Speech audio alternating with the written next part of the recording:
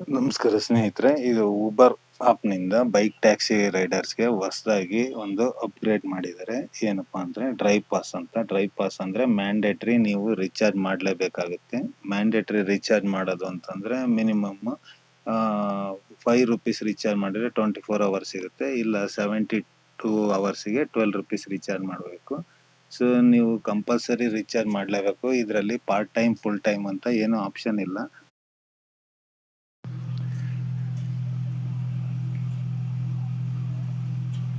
So next ಏನಪ್ಪ ಅಂತಂದರೆ ಇನ್ನೊಂದು 400 ರೀಚಾರ್ಜ್ ಅಂತ ಇದೆ. 400 ರೀಚಾರ್ಜ್ ಅಂದರೆ 180 ಡೇಸ್ ವ್ಯಾಲಿಡೇಟ್ ಸಿಗುತ್ತೆ. ಸೊ 180 ಡೇಸ್ವರೆಗೂ ನೀವು ₹400 ರೀಚಾರ್ಜ್ ಮಾಡಿಸಿದರೆ ನೀವು ಯೂಸ್ ಮಾಡ್ಕೋಬೋದು. ನೀವು ಪಾರ್ಟ್ ಟೈಮ್, ಫುಲ್ ಟೈಮ್